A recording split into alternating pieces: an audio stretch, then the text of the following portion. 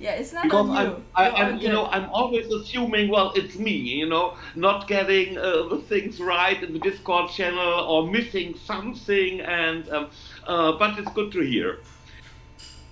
No, no, you're all good. Okay, so uh, how have you guys been doing? Like the video was fairly long, I think. Yeah. The presentation was not as conclusive as I would have liked it to be. I think I'm a huge sucker for like presentations that are easy to read. So I was like, but the content made a lot of sense. So I made a few notes on that. But how, like, I don't know, how did Wojtek, our newest member, like, how did you feel about the video after watching it? Well, this is gonna be embarrassing because I have no idea what video and a presentation you are talking about. Okay. Okay. Okay, we're talking. All right, let's start where we're talking about. Yeah, It was. so just help me to understand how you work. Like what's happening between like because I actually went through the rest of the video last week and I just tried to find someone saying, "Hey guys, you should check this out." I Okay. was not able. I mean, No, don't worry. maybe I did wrong, but Have yeah. a look at my screen. Can you see my screen? If you click on my screen share thingy. Okay, so Yeah. our study group, specifically T Visual Learner Study Club, has its own channel, right? It's the second from the bottom. Yeah. And in here is essentially where we obviously put this, right? But also put. Oh, he didn't do it. That is why. It was supposed. Oh, Rohan, you failed us. Okay, usually he puts up So these what things. happened? So usually it puts up these things Yeah. where, it's like, okay, this is the stuff we're supposed to read for the next session.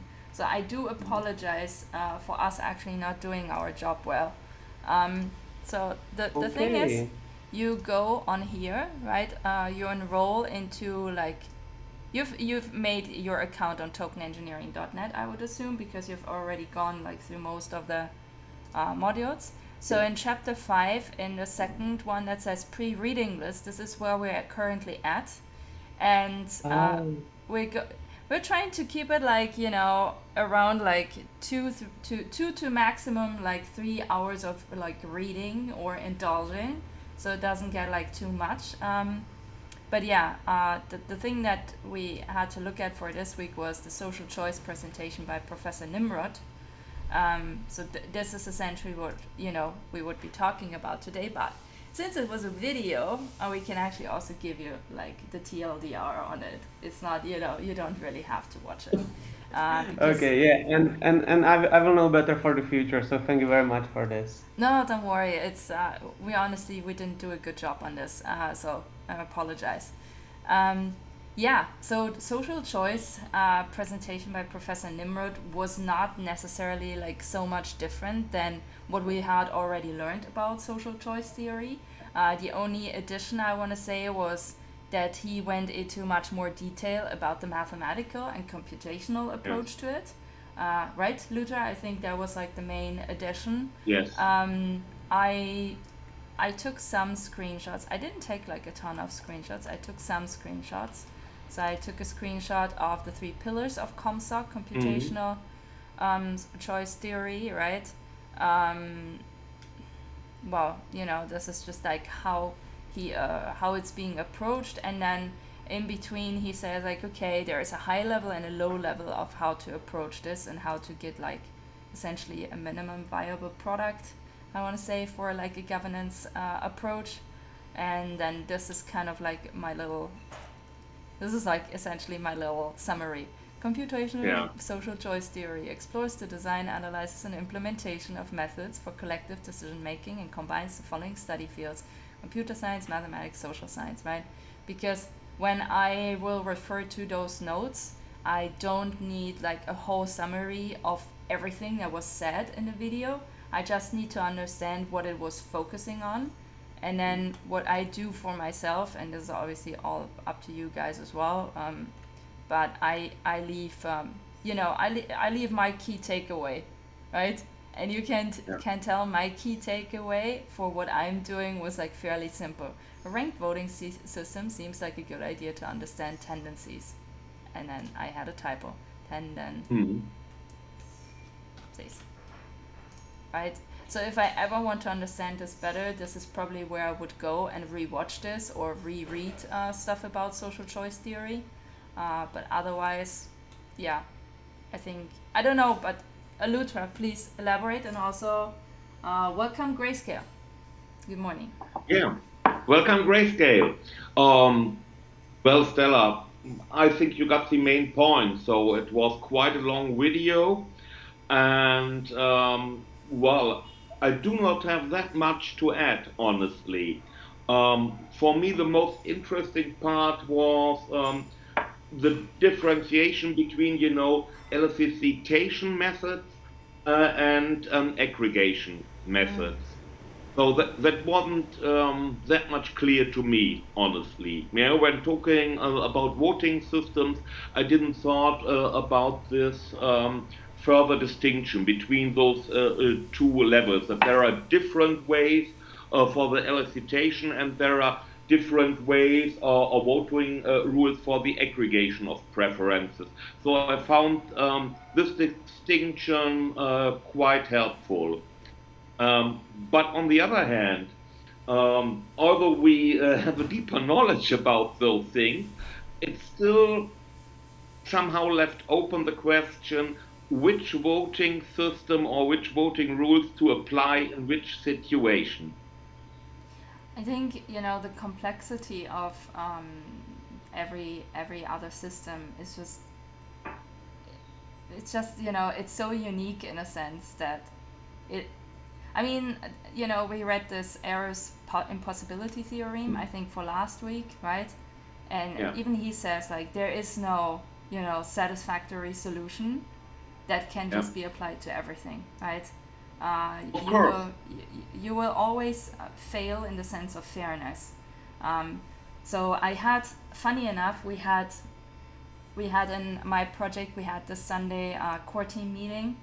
And in advance of that meeting, I made a post in our core chat, and I was like, look, we have to in regards to actually doing the official incorporation, we have to look at certain things. One of them is obviously how do we want to vote in the future, and how how in the sense of technically how, but also in the sense of social how, right? And so obviously I got asked back what are different options. So I listed a few different options, right? And you could already tell everyone was going everywhere, right? It's because humans will always feel inclined to choose what benefits them, not what benefits the system, right? So everyone looked at this obviously from their own personal perspective, and they're like, oh, I think this is fair. Oh, I think this is fair. I think this is fair, right? And so when we had then the actual discussion, I was saying look, I understand why you said that, but if you take this into a bigger context, how can your specific choice be still fair, right? And then it kind of you could really tell how their minds were a little bit exploding, right? Because they were oh damn, I never looked at it from this perspective. So it's maybe you have to somehow agree on some kind of fairness norm, talking about what each participant have for what are their imaginations of fairness, and if you can agree on some sort of fairness norm, it might be easier to implement a voting mechanism that hopefully, will you get there? Yeah, I mean, in our context, I think I do understand how we're supposed to do this, because the project literally lives from contributions. So if there are no contributors, then there is literally no project, right? So I think in our case, weighted voting is still the best choice. But I said last time, right? I think something that we've been neglecting a little bit is the whole time that is leading up to actually making a choice or pulling down your vote, right? So I think it's much more important, especially when you're dealing with a lot of uninformed voters, and you usually do, no matter the system, right? You're like a ton of stakeholders which are not informed at all, especially like, you know, looking at traditional blockchain voting systems. It's like, I want to claim 90% of people are absolutely not informed what's going on. They hold the token, but they don't really know what's going on in the community, what is currently maybe built, right? They have a vague understanding, but a lot of token holders are day traders, so they don't necessarily understand, like, you know, stuff like we discussed this in one of our prior meetings, like what happened last year to Bancor, right? They just saw the token drop, and, you know, they sold, right? And that actually cascaded like very badly. So the point is, I guess, we need to find ways to design also how people approach voting, like, and how do they get their information, and inform them about potential results of their choices, right? That requires a lot of selflessness, I guess, and that's not a trait that is like very prominent in today's society. Yeah. So there's like a ton of other things we have to tackle. But yeah, I'm so curious, like, Grayscale, Wojtek, like, don't let us talk like the whole time. Please interfere. Yeah. Share your knowledge with us. Well, hello. I'm just getting up here. Hi. It's I've been following you guys for a little while because I come from the blacksmith group. We started in September, and then we kind of got defunct around December, and I noticed that I'm still on track with you guys for, you know, the governance part of this. So I just wanted to state all of that. So, but yeah, I mean, it's really hard to communicate and let everyone know exactly, you know, what they're in for as far as you know, voting and let's see, how can I say, just the well, the big thing for me is that you really have to communicate and let everyone know exactly what's going on. I mean, and that's really the hard thing to do. And, you know, to your point, Stella, I didn't realize, yeah, a lot of people in this space are, you know, like day traders, which is something that I guess I really didn't consider as far as getting into the space. I mean, yeah, many moons ago, I used to day trade, but now with crypto, but you know, so I get that mentality. But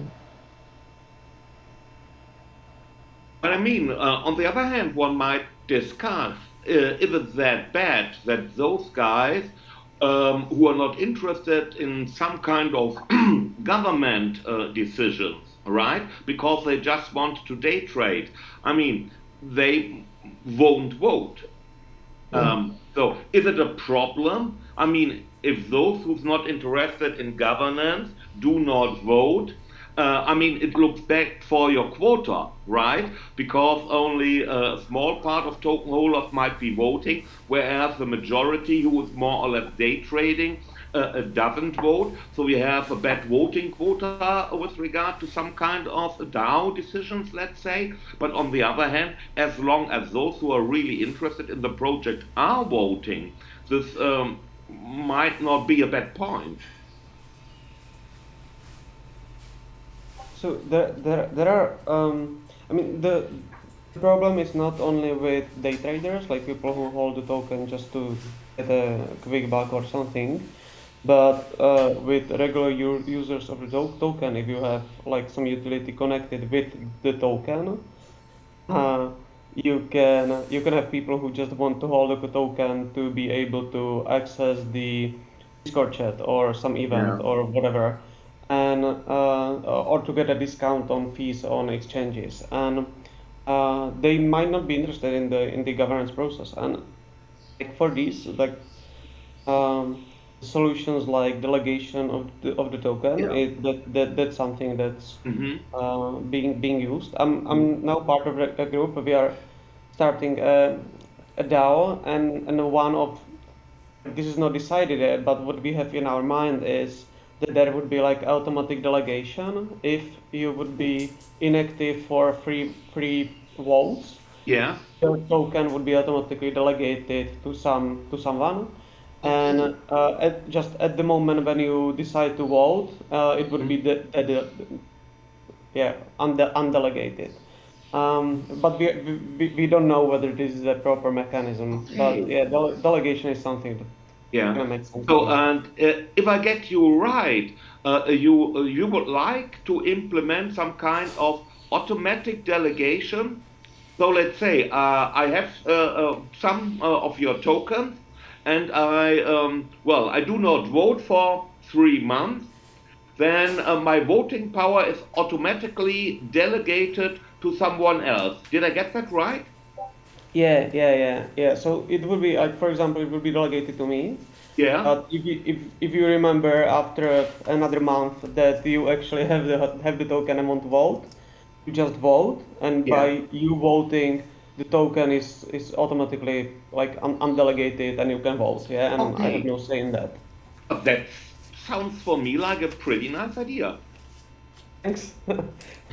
We did not launch that yet. So when we will launch, I will tell you what's wrong with Yes, it. please keep me updated on this.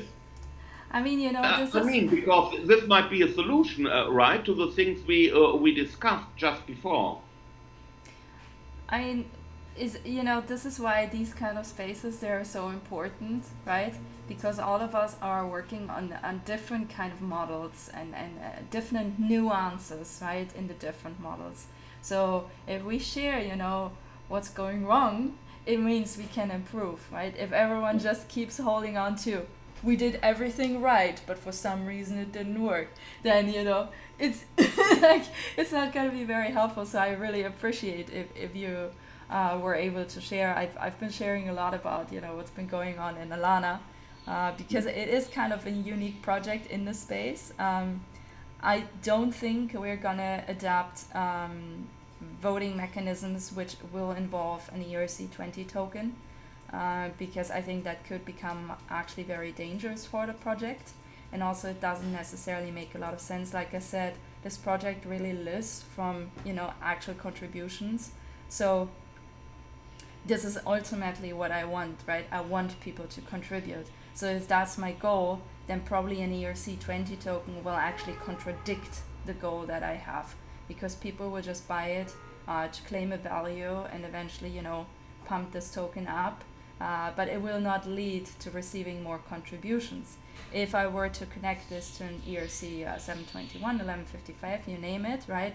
But potentially a dynamic version of an NFT, and essentially allocating voting power by contribution levels, then I do get what I want. So I think one of the big things of designing these kind of mechanisms is also figuring out, like, what is the need you want to fill with this, right? It's not about launching a token just for the sake of launching a token. You can bootstrap a project very well without a token, right? You just need to have a very convincing mission. If your mission is convincing enough to people, then you Yeah, don't they will need a ton of contribute, funding, right? right?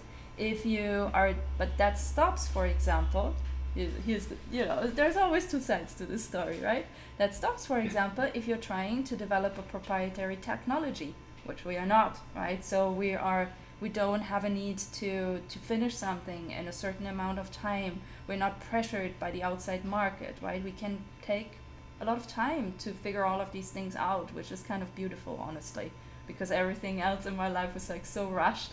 So at least in this part, like, we can take our time to figure things out and maybe build a model that other people can rely on in the future, maybe. Or it horribly fails, and then, people will know that this was actually a very bad approach. Either way, there will be a learning curve, and I think that's important. Wow, that took me long to put this out there, sorry. But learning curve, great. Okay. Yeah, you're very welcome. Okay, can I ask Stella what they're working on? Like, I mean, I'm curious in knowing the difference between why the fungible token will not work and the non-fungible will work in the voting mechanism. Yeah. So have you heard of dynamic NFTs? No?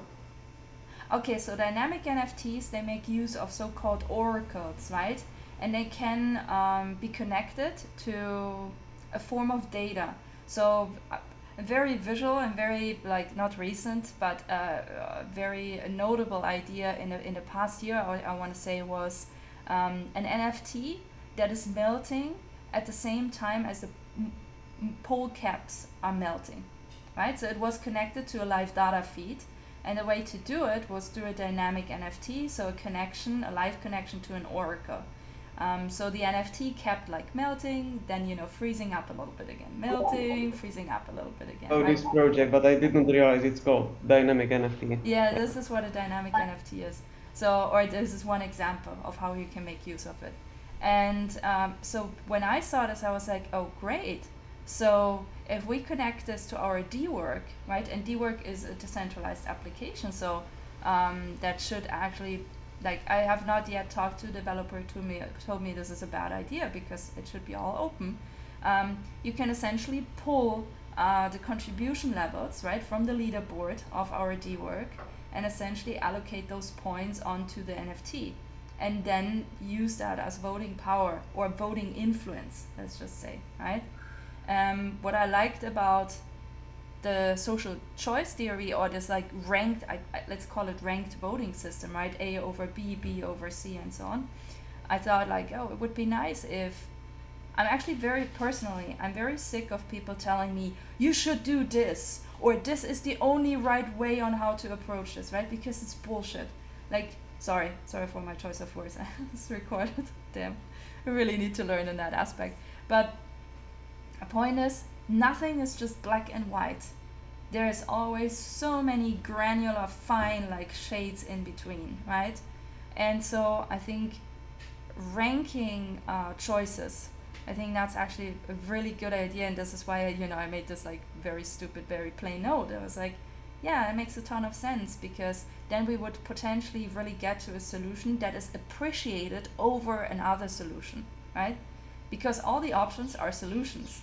It's just like how you look at it is like, it's usually very personally influenced. And a lot of people cannot take back this step, myself included, being like, oh, this is like not my personal choice, this is a choice, for something else, right?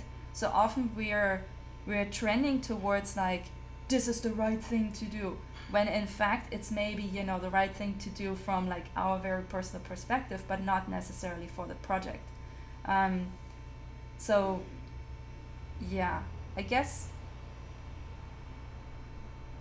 But I mean, Stella, so if you prefer this kind of, I guess in the video it was called ordinal, right? Thank you. Yeah, the ordinal system. I mean, another possibility to get where you want to go, right? To have some kind of preference order of different projects or things to prefer with regard to different projects would be to have something like you just vote always about two alternatives, and the loser gets kicks out, and then you bring in the next one, and once again you have to choose: will you stay with your preference number one, or will you choose the other new option? Layer voting, like a pairwise, a little bit like a pairwise decision.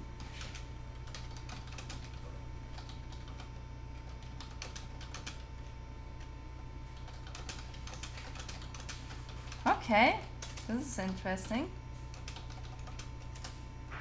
Sorry, this is not like very eloquent. I'm aware of that. Sorry for that. But yeah, that is a good one, I think. Wojtek, you lost your camera. Did we lose you? No, I'm just making myself a coffee, so I didn't want to like be walking around. Yeah, that's good. Fair enough. Grayscale, any additions to what Ludwig just You like the said? note taking also, Stella. I mean, I appreciate that. I do have a method. I use mind mapping, which I use for every, subject that we have here. But this works too. I mean, I like the visual on it. So. Yeah, no, there's definitely not one clear choice. Like, I think it's Yeah, honestly, there's so many. I don't know what you guys think, but I do appreciate all of this reading. Also, it annoys the shit out of me, okay, to be frank. But I do appreciate it in a way that it gives you like a lot of like different ideas, right? It lets you become like more creative because you form like better Right. understandings, and we all can review it with what we already have in mind.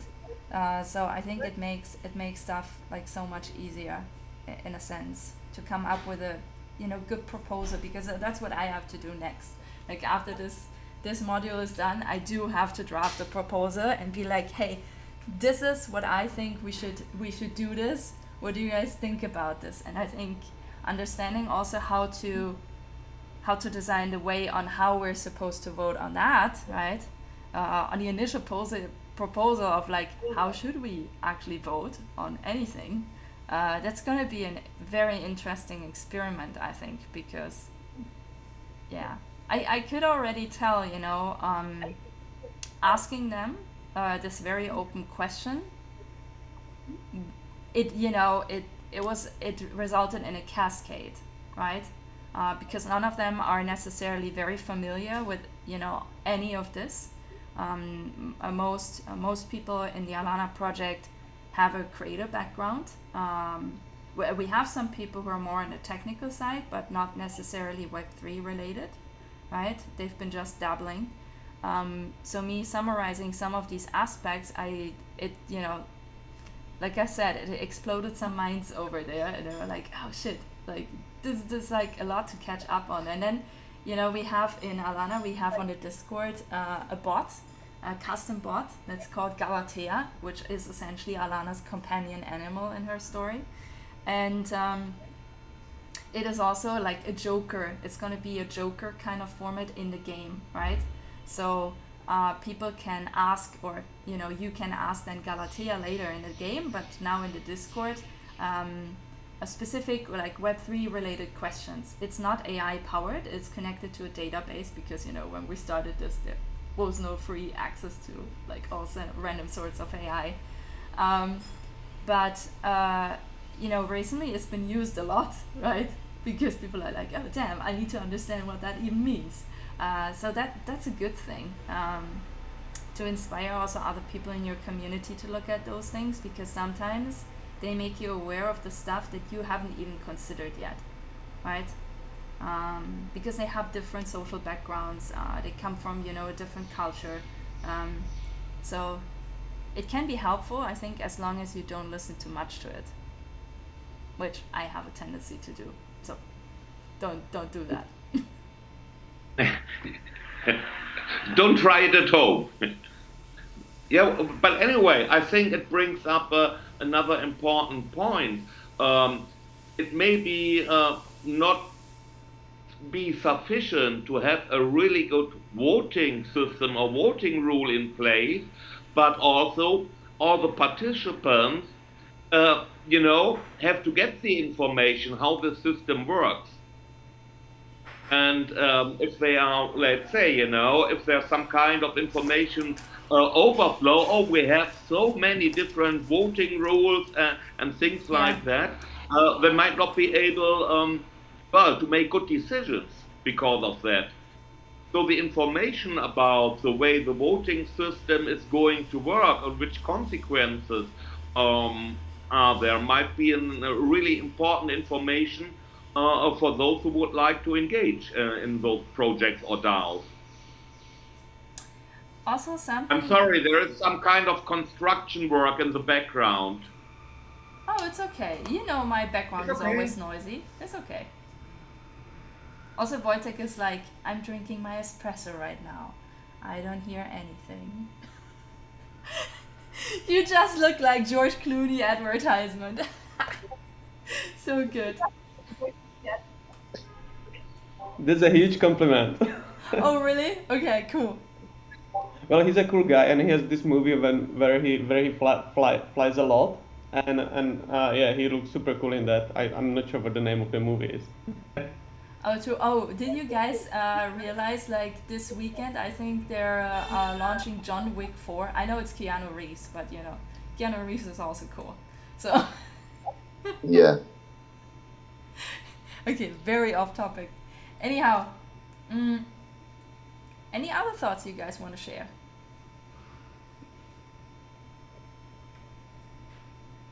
Grayscale? I'm. This is my first time with the group here. I'm just Oh absorbing. no. Okay. Yeah, maybe I can give you like maybe also a little bit of like notes. So you've seen probably the channel, right? So after the session, usually a few days after the recording, I will drop it here. So if you want to review anything, also after the session, I will drop like the next few articles that we should be reading up for next week. Essentially, we're right now still in the pre-reading list. So as I just learned, this one was actually supposed to be due today. I did fuck this up on my part, so I'm sorry for that. But yeah, I think probably like the next three. Let me actually quickly check. We can settle on that right now. Good, bad. So 10, 5 an hour. Yeah, that seems, I guess, fair. We could do these ones. Okay, let me actually drop this already in the chat because why not? So let's do this. So let's do like you know, this. No man, this one, right? This one, and let's do this one, and let's keep the census protocol for next time. Does that seem fair? Like in consideration of time? Hmm. Yeah. Yeah. Okay. Reading for next week. And so the drill is that we should go through the articles or the videos, study it, and then we will have discussion on what we thought about them, what we found confusing, interesting, etc. Yeah. Okay. Yeah, for the and also you know collect questions, right? Because sometimes we had this in the past. Some articles they were written like in a very specific or a very academic way, right? And people had a hard time like grasping certain concepts of the article. So we went through like different paragraphs essentially of the article, and we discussed them and brought more clarity to it. So we can also, you know, it's also about like asking, like, you know, if you have trouble understanding a certain concept, is as important as the rest. And we're treating, you know, this is the pre-reading list, so this is why we're treating it this way. We do, Roro and I, we both think that this pre-reading list is actually very important to read. So we didn't want to treat it like just as like, okay, like take some days, you know, like skim through it and be done with it, because there is a lot of valuable information in all of these like different articles and videos. So yeah, trying to take this like with some, you know, seriousness. Before then, we will move on to context and defining governance, which I think is more meant as like an exercise layer. So that will probably look very different again. We're trying to kind of like adjust how we are running this group depending on the content. So in the beginning, for example, there were a lot of like abstract concepts, you know, in the ethics section. So we tried to visualize those abstract concepts through presentations, right? Through visual presentations and visual markers. Because I believe, you know, if you have like a certain image that you can connect with a certain claim or a certain concept, theory, then it will be sometimes like much easier for you to remember. But yeah, this section we just have to go through the reading. Sadly, I'm so sorry. I know, it's a lot. Are you guys okay with that, or do you have like another suggestion? that's okay for me. Yeah. Okay. Great. Yeah, that's a perfect way of doing it to get a foundation. Okay, good. I'm happy you guys are saying this. Yeah, so I think, yeah, so we do this for next time. I may actually also put this here on my little board. And also, Grayscale, I'm also not sure if Wojtek heard this last time. So once so what I'm doing here on Milano is essentially I'm summarizing like all of the different modules, right, in a way where obviously it's my style of doing it, right? It's not necessarily applicable to you guys, but in a way where I can look back at this and be like, so for example, module 4 as an, oh great guys, let me hang here. So module 4, for example, right, is summarized in a way where I can take this again and play around with this again. It's like just like a very sequential kind of summary on like the whole process of engineering the AMM, right? And I did the same thing with, sorry, I just discovered a little spider on my screen. I was like, no. Ooh, scary. Oh yeah, it's just a tiny spider.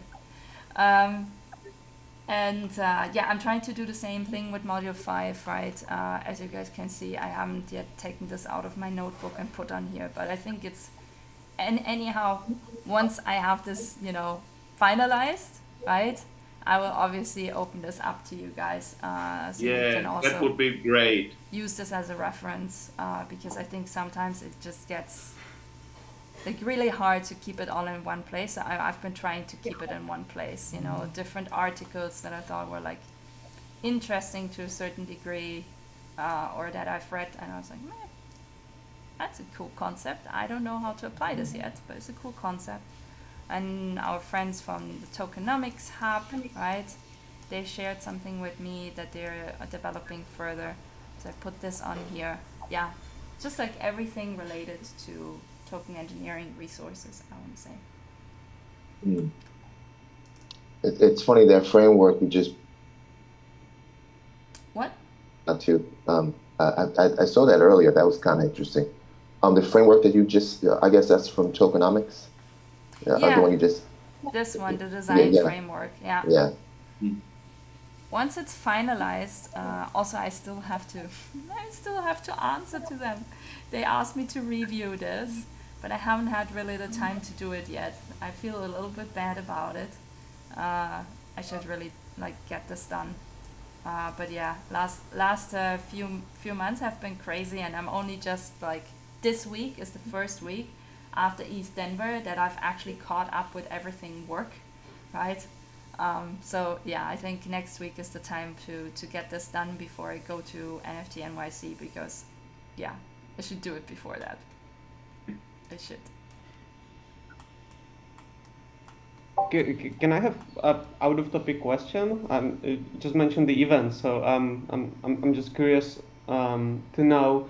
I'm looking now because I know quite a few these community events like if Denver and events focused on Solana, etc. But I'm also doing scientific research from the economic perspective on blockchain, and I'm looking at some conferences where I can actually present the research, so it's like a completely different audience than crypto community events. Yeah. I'm just curious if you know something or someone where I can ask for some recommendations. I'm not very successful with Googling right now. That's a great question. No, really, because I think somehow there are two separate camps, right? On the one hand side, you have all those crypto guys with their perspective, and as you might know, I'm also an economist, and on the other hand, you have just these economics conferences, which are not so much into the crypto style, and it's very hard to find some kind of place, conference, whatever, where both camps mix up.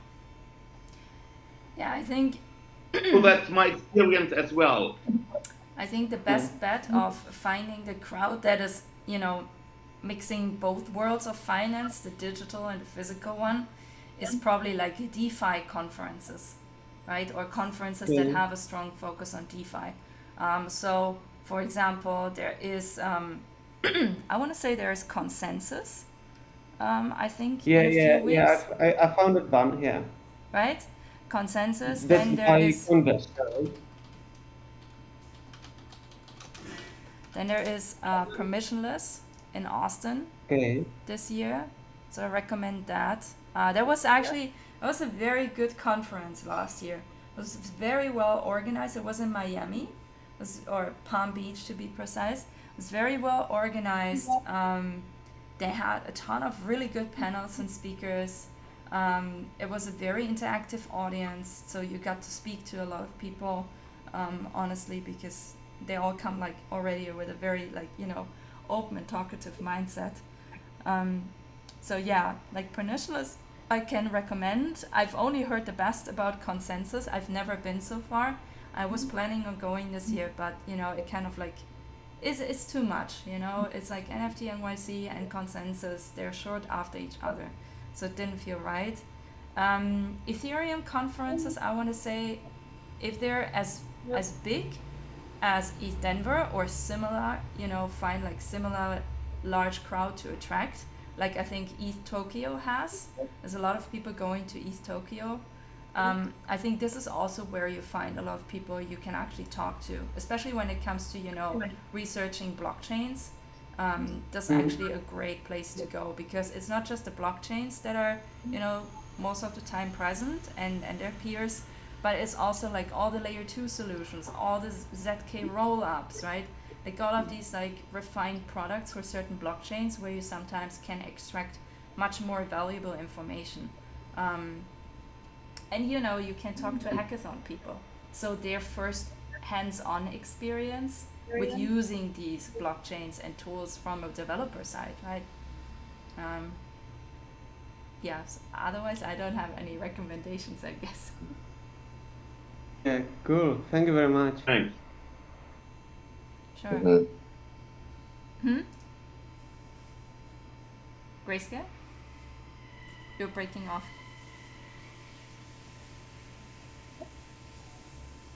Oh, I'm sorry. No. I said no. That's good information. Okay. But yeah, I think NFT NYC has been sadly has been hit a little bit by East Tokyo. I think a lot of people are actually going to go to East Tokyo, and a lot of people are avoiding NFT NYC. And I think I understand why. So one part is definitely recent crypto regulations in the US, right? So it became way less attractive to a lot of people. And then my other dog chimed in. He's like, There was two. look, like he's like bugging out again. He's like, yeah, just wanted to say hi. Okay, bye. They always come. They're being like very curious, and then they just leave again. It's like very weird attitude. I want to get in touch with our study group. Yeah, they're like, make me a token engineer too. Like, what are you waiting for? Exactly. Give me the badge. Yeah, no, but I think the NFT space, and I cannot say I'm super surprised. NFTs,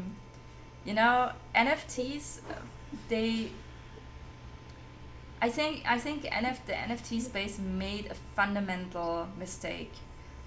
They took a technology and extracted it and put like one very specific use case on top of it. And I think this is like eating too much Nutella, right?